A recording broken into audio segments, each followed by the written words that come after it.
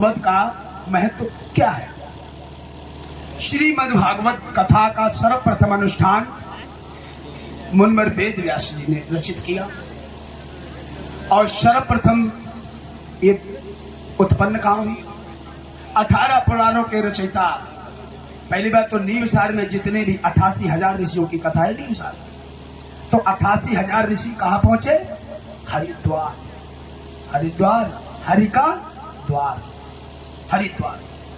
और ये हरदोई ये हरि का द्रोही। हरदोई का ही था हिरण्याकश्यप, जिनके यहाँ प्रहलाद पैदा हुए। पहले हरद्रोही था, नाम चेंज करके हरदोई कर दिया गया। जरा ध्यान दें तो श्रीमद् भागवत का रहस्य है, श्री माने लक्ष्मी। जितने भी कुंवारे हो तो किसी को आगे श्री देखे लगी या तलक नहीं। बरात बहुरी परी न जनो श्री राम निवास, श्री मनोहर लाल, श्री धमाके लाल, श्री बांके लाल। बारात होने के बाद श्री लगते, जब लक्ष्मी आती है उससे पहले श्री नहीं लगती किसी के नाम। मूल बात है, ध्यान देना। तो श्री माने लक्ष्मी। अब भगवान विष्णु की पत्नी कौन है? लक्ष्मी। तो श्री माने लक्ष्मी, उसके बाद मद।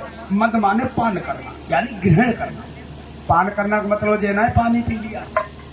पान करना का मतलब ग्रहण करना, अनुसरण करना, श्री मद। उसके बाद भागवत। अब संधि विच्छेद कीजिए। भाष्य भक्ति, क्योंकि जहां पर भक्ति होती है वहीं पर भगवान आते हैं। भाष्य भक्ति। फिर आता है गा। गा से आता है ज्ञान, और ज्ञान के बाद आता है वाह। वाह से आता है वैराग्य, और ता से आता है त्याग। भागवत। तो भाष्य भक्ति होती है। ये श्रीमद् भागवत उठा करके देखो, और भक्ति के ही दो पुत्र थे, ज्ञान और वैराग्य, जिन्हें सर्वप्रथम मोक्ष की प्राप्ति हुई। उसके बाद वही 7 दिन का अनुष्ठान रचाया गया। भाष्य भक्ति, ज्ञान से ज्ञान, वाह से वैराग्य, ता से त्याग। यानी भक्ति करो, और जब भक्ति अंदर होगी तो संसार के प्रति सब वैराग्य हो जाएगा। ना पत्नी अपनी, ना बच्चे अपने, ना बाप अपना, ना कोई अपना नहीं।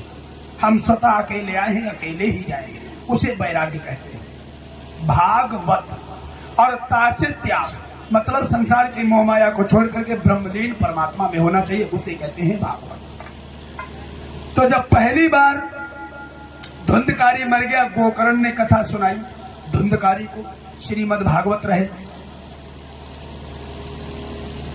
तो इसके लिए सीख करके आए गोकर्ण धुंधकारी के लिए, क्योंकि धुंधकारी का कर्म अच्छा नहीं था, वैश्याओं के घर जाता था।